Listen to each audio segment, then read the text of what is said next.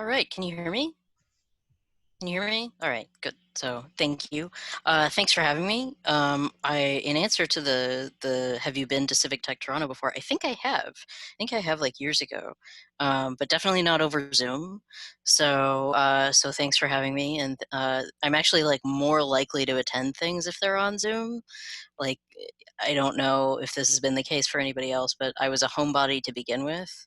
So the pandemic like really didn't do much to my routine. I worked from home anyway, as I imagine some of you do as well.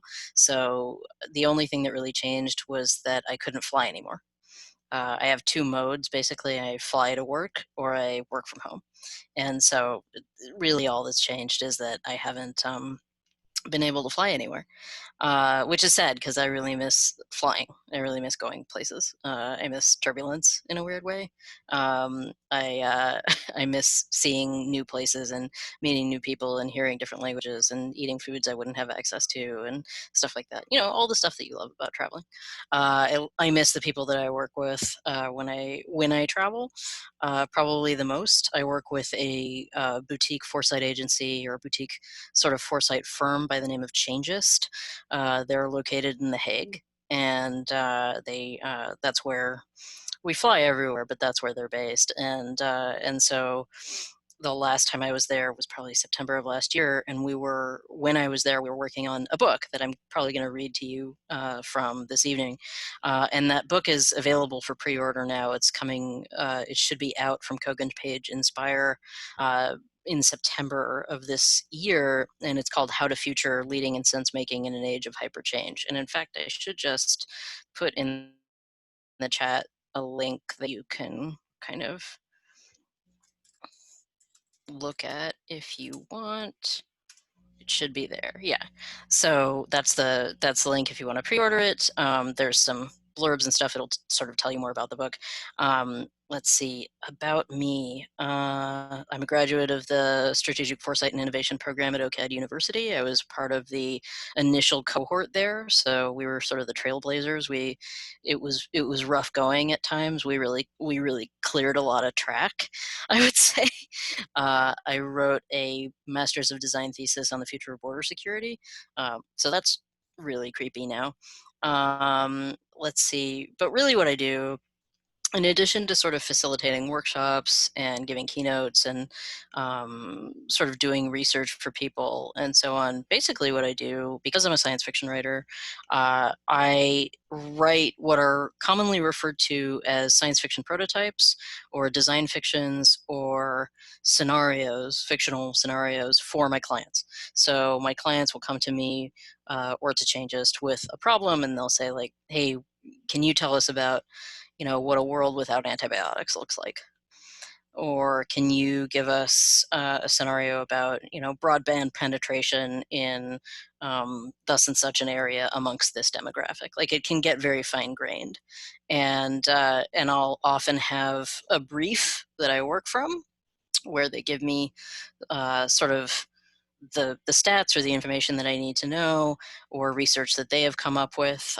Recently, I did, or actually last year, I had a story come out from the Robert Wood Johnson Foundation in an anthology called Take Us to a Better Place.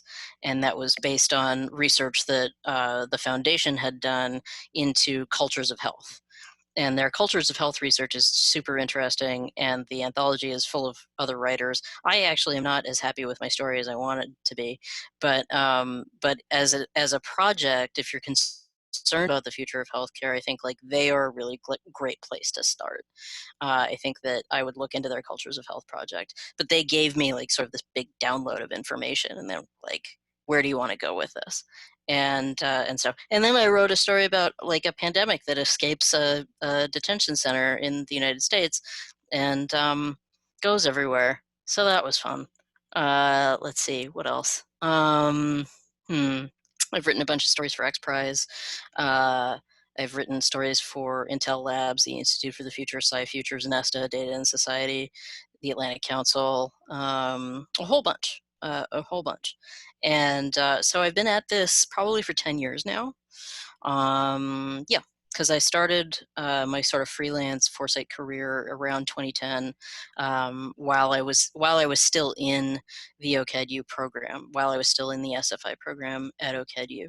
So I started there. My first big project with them was a project which is still freely available, called 2020 Media Futures. And we did a year-long strategic foresight project about sort of the future of Canadian media. And a lot of it has borne out in a really interesting way. So I encourage you to go take a look at that too. It was an open source project, which means that we sort of made all of our research freely available, and we included as many stakeholders as we could at the time. And it was a really good model for how to get things done. It took longer than a lot of projects take now, but I really learned a lot on it. And I was happy to be able to contribute. And it was at a very strange time in my life, so they really stepped forward and really helped me out and gave me a lot of purpose at a time when I didn't have much. So yeah. Otherwise, let's see. I have a novel coming out in July. It's my fourth. Yeah. I'm working on another one. Probably going to turn it in next month. Let's see. That's about it. I guess what I was going to talk to you about this evening was a piece that my colleague Scott Smith and I wrote together. That's a piece of How to Future, and it's called "Managing a BIS Gaze in a Time of Difficult Futures." And I'm going to link it. It's in a Medium post right here. Let me see if I can. And then I'm just going to type it or copy it to you, so that if you want to read along or you want to take a look at it, you can. It sort of gives you a sense of sort of what How to Future reads like. A lot of this is my writing, but Scott and his co-founder Susan Cox-Smith, we all worked together in this sort of unholy trinity to get it all done. And I'm a contributor to the book. I'm not a full co-writer, actually, because if I were to be a full co-writer, I would be breaking a contract with one of my publishers, so we can't possibly have that. So I contributed the percentage that I was allowed to contribute and nothing more. But I think that the reason we published this, the reason that we decided to put this part out first, is because it's very relevant to today. And if you sort of take a look at it, you'll see why. But I'm going to read a little bit of it to you and see what clicks. Over the past few months, we've logged onto numerous social platforms to find colleagues in the fields of research, strategy, forecasting, and related fields posting messages like this. Sorry, I had to step away for a bit. The flood of bad news was too depressing. I took a break, looked at videos of animals, and now I'm back. Of course, the torrent of wall-to-wall negative information, bad to worse statistics, rolling emergencies, theories, both conspiracy and legitimate, think pieces, scenarios, and other inputs have been as global in volume, scope, and bleakness as the pandemic itself. Even for ourselves, long practicing professionals in the foresight and futures research fields who maintain a steady diet of signals and information, often from the darker corners of the world, this continues to be a difficult time that requires some critical insight distancing. Insight distancing, that's a very good phrase. We often get paid to think the unthinkable, to imagine the unimaginable, and then lean into the ambiguity or discomfort posed by the implications of our scenario or analysis. We keep company with more than a few black swans, and sometimes they come home to roost. In scanning the horizon, we're frequently on the lookout for emerging issues that might, just might, careen unexpectedly into existing dynamics or trends, and eventually create an entirely new scenario that once seemed unlikely. There are always intersections or events we can't fully anticipate or understand how they may go against the existing protections of policy, planning, or design. Of course, we're also looking for positives, the little noticed sparks or catalysts, as yet unforeseen good. More often than not, keeping track of the what-ifs is the central part of our work as professionals in a world of uncertainty in both the long and short term. With the echoic nature of the tools we use, primarily open source social media, news, and research sources, the world right now is indeed a dark place to go to work. To quote writer Warren Ellis's 2016 novel, Normal, a too close to home story about a futurist who is checked into a detox center due to a cognitive breakdown. Some people call it abyss gaze, gaze into the abyss all day and the gaze into you. So when almost all the information in the universe is available to you and practically breathing down your neck, how in the world do you deal with the relentless exposure, much less sort and analyze what you've been exposed to? Even if you aren't a future watcher and are just trying to keep up with fast-moving life or death data while still trying to do your day job or protect your family, how do you hang on and not risk going dark when one moment can change everything? We deal directly with this question in our upcoming book, How to Future, Leading in Sense-Making in an Age of Hyperchange. It was written before the current crisis, amidst the cascading uncertainties already thrown up by Brexit, Trump, climate disruption, and other global challenges. In the book, we suggest that actively sensing or being someone who is generally always attuned and open to new signals requires taking care of the equipment that allows you to do so. And I think like that's one of the things that I think is so important, is that in this work you kind of have to realize that you have to take care of yourself as well. I think for a lot of people, what self-care actually means has changed in a very significant way from January to now. Over the past 6 months, you've really had to start thinking about what it means to look after yourself. Whether that means constant hand washing or wearing a mask or wearing gloves or stepping away from the news or curating your information in a certain way, or being willing to say no to people. Sometimes it is about like, no, I can't hang out in a group that size. No, I'm not willing to risk myself. Things like that. What we consider to be self-care, self-management, self-regulation, all those things are very different now than even they were a month ago.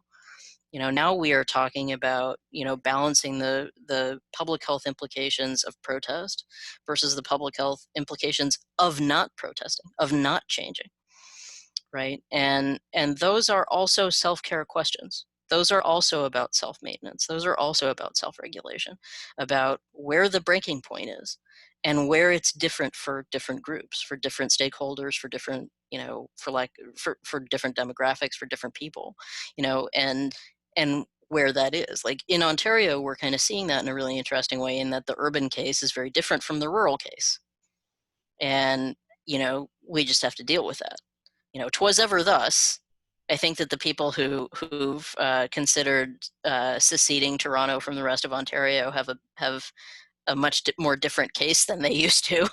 But I think that as we consider sort of looking at the future, we have to start looking at it from the informed perspective of this moment. I think that this has been a moment of discovery for so many people.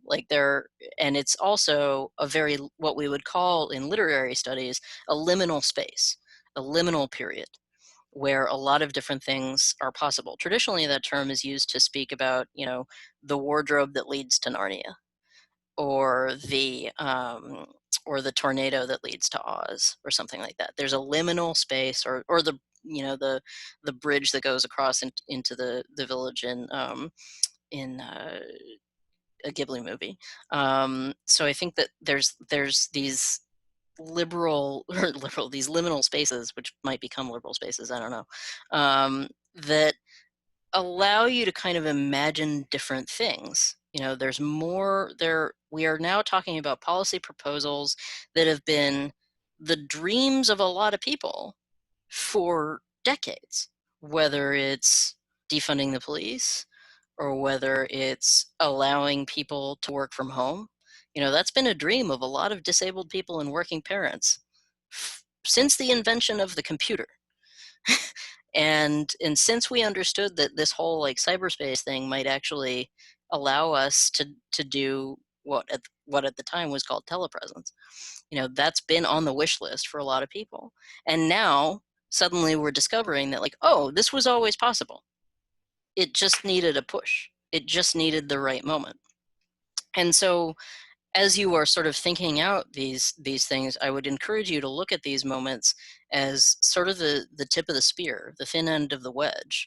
I said something in passing to another futurist friend of mine, Heather Schlegel, and I said something to her like, she said it was going to be her motto for 2020, and I kind of wish, and not that I wish that I had taken it back, but like she really like, it turned out to be more true than we thought it was going to be, and it was uh, when the improbable has already happened, the impossible is within reach. And I think that that's kind of what we're looking at. Stuff that was never on the table before is now being openly discussed, and you have to ride that moment. You know, the sort of cynical way of saying that would be like, you know, the George R. R. Martin chaos is a ladder saying, which is to say that, you know, in moments of great flux and tumult, a lot more things become possible, and people are willing to take action on a lot of different projects. So it is the time to kind of push things, because I guarantee to you, your competitors and, you know, authoritarian regimes and, you know, kind of everybody else out in the world is also making that push. So the time to kind of wait is not now. You know, the time to prototype, to iterate, to fail faster, to kind of consider, you know, where you can go, to start asking for help is now.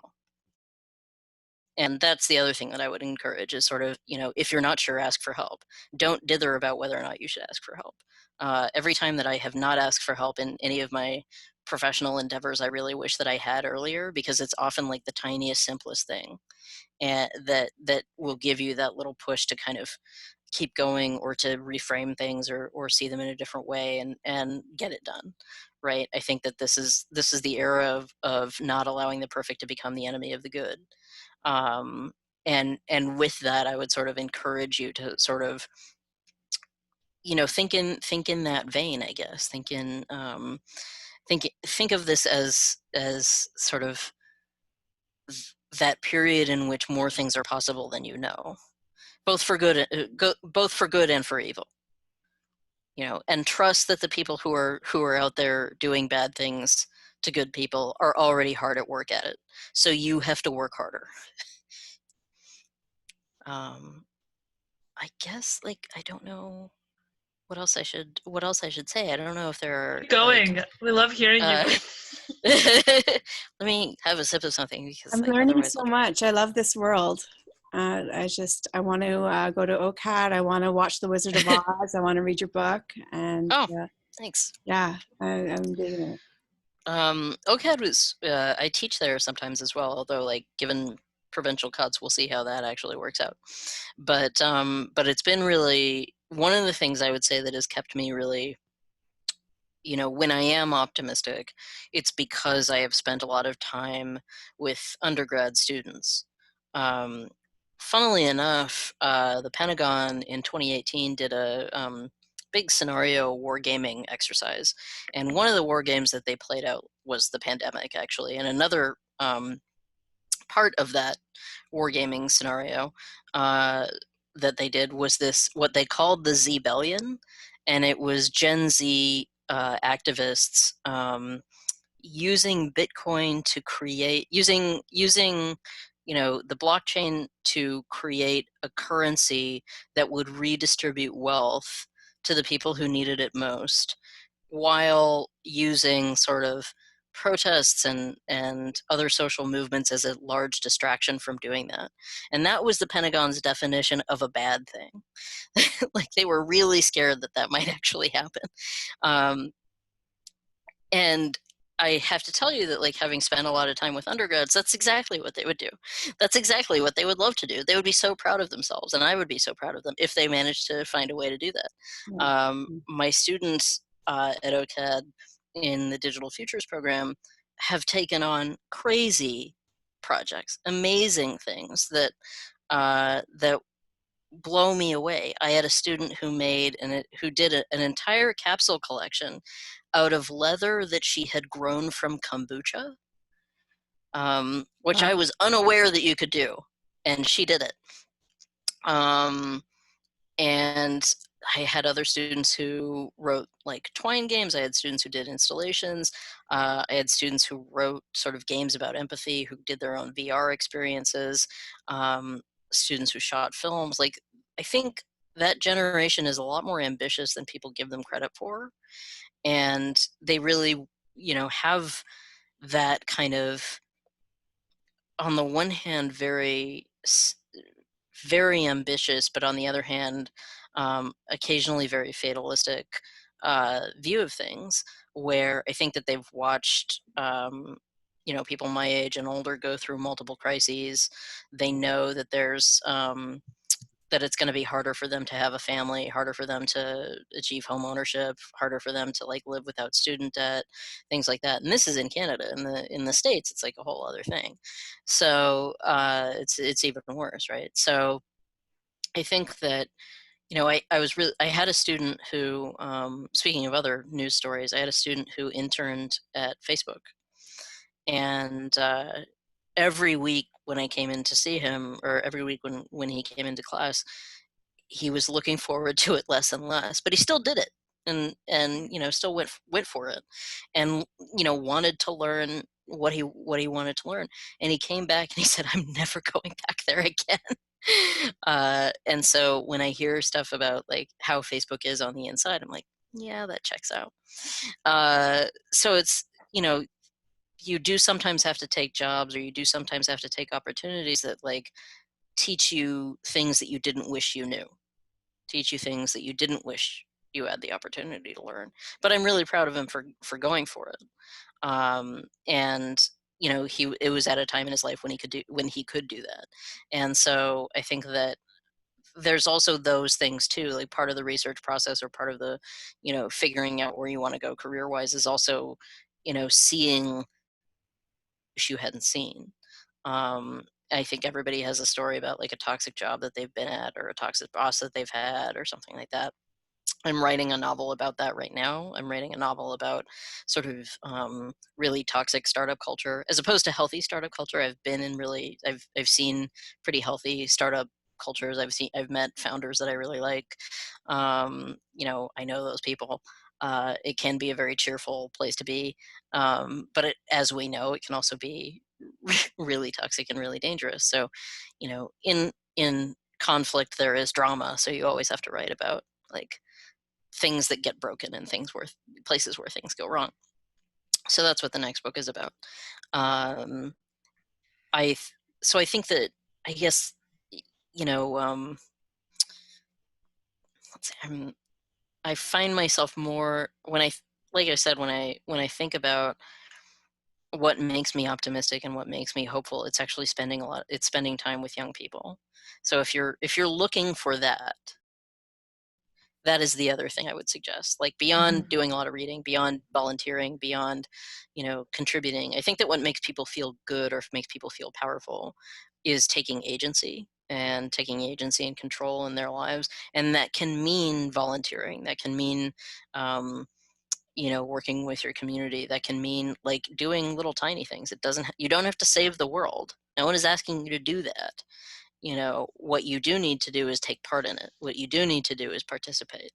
And I think that that's something that I think my students really got, and really understand.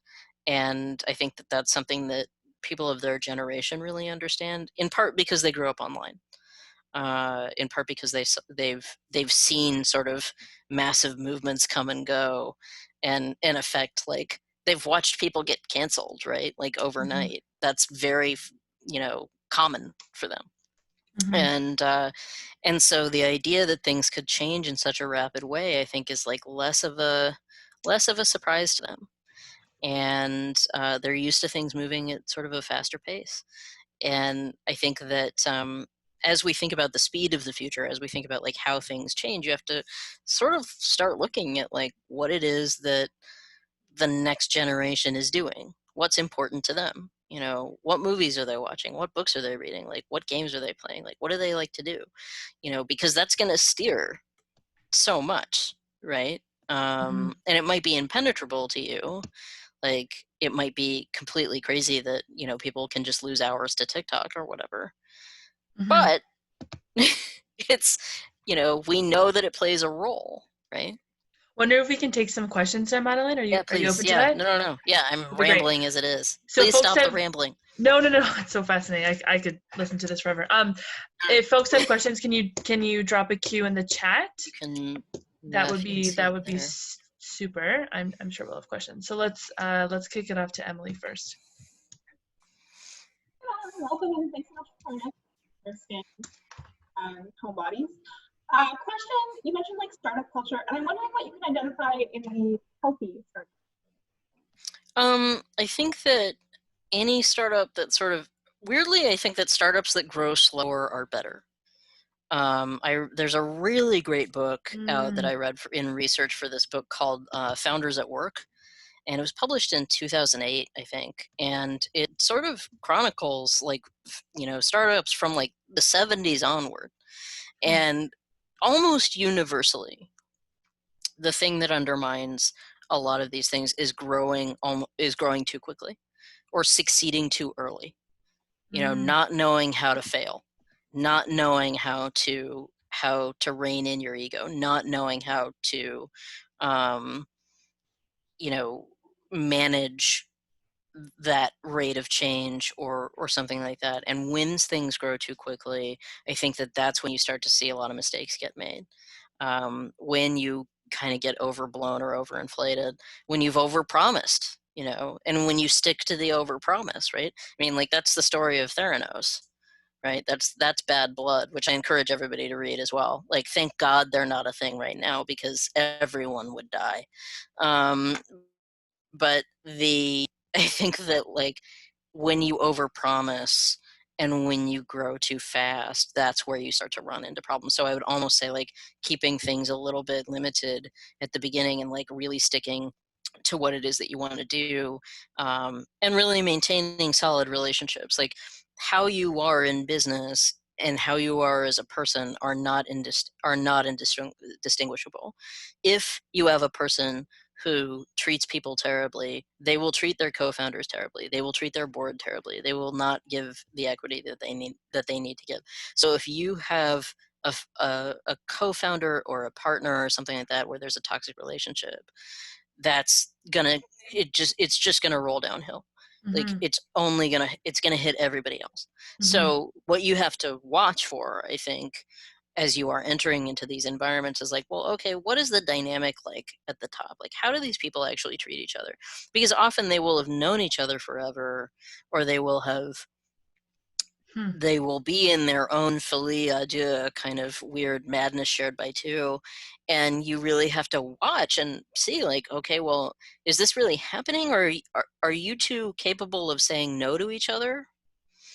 Can you repeat that phrase that you just said? I'm ignorant. What did you say? Folie à deux? Folie à deux. F-O.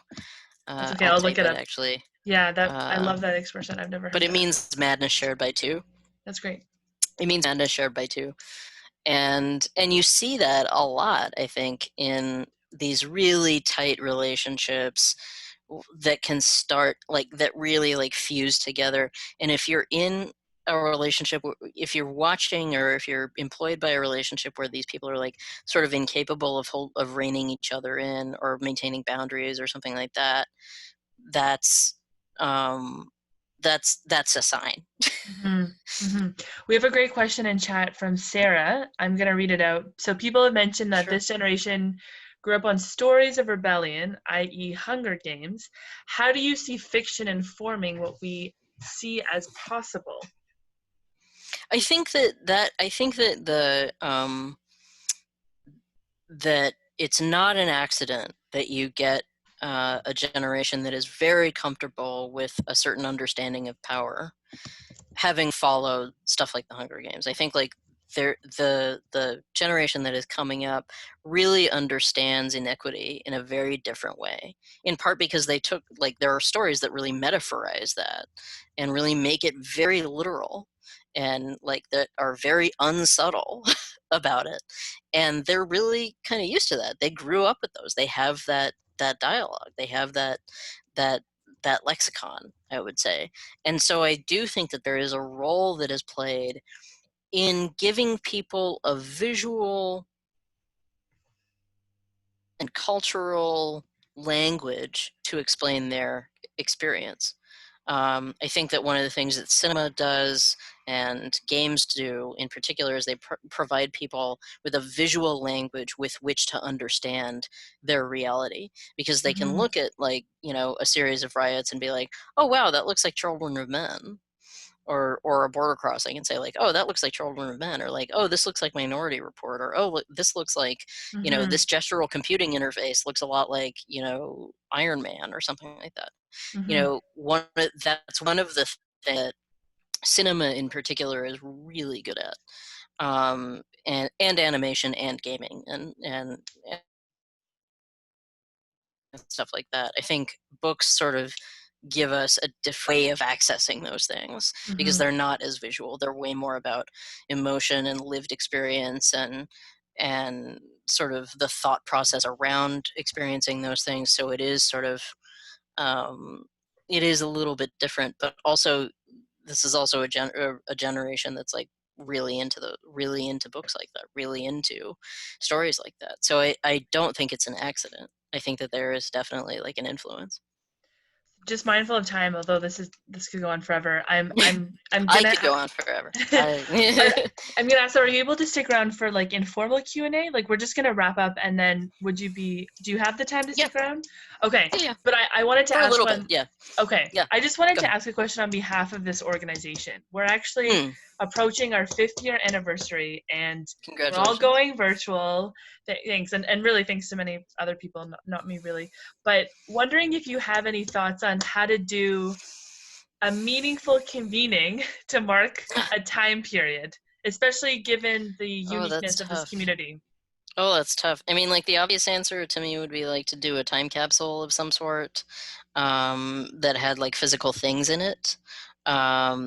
Another would be to like do like a zine or something like that, that's like with contributors sort of doing different things, or like a short, like stitched together Zoom film, like almost like a found footage Zoom film or something like that. Although you've recorded this, so there's a record of that as it is.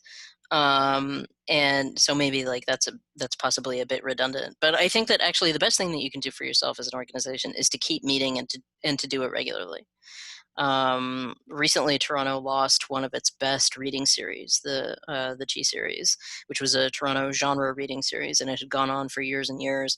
And due to things that happened with the business that sponsored it, we can't do it anymore. And it was a huge loss. It was a huge, huge loss in terms of the community, what they lost.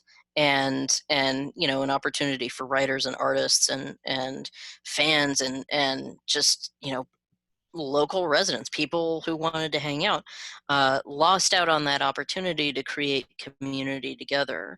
And it's not necessarily the same as like a design event or a tech event or something like that, but it's also not that different either. You know, any chance where you get people who are talking about like, well, I'm working on this, what are you working on? Like, what's going on here? Like, what are you into? What are you interested in? What's your latest thing? That's really important, and not just for your career. It's really important to take the temperature of what other people around you are interested in, to see what concerns them and hear from them about like, well, what are you worried about? What are you passionate about? Like, what's keeping you up at night? You know, those things. And I think maintaining the consistency of that is what creates success over time. That's wonderful. Wow. Can we all give like a virtual applause? We have the reaction. No, that was incredible. And really, truly, thank you so much. We're so lucky to have you. Thanks. That's great. Okay, so we're just going to quickly wrap up. And yeah, and then hopefully we'll get going. Sarah, do you want to share your screen again? I'm going to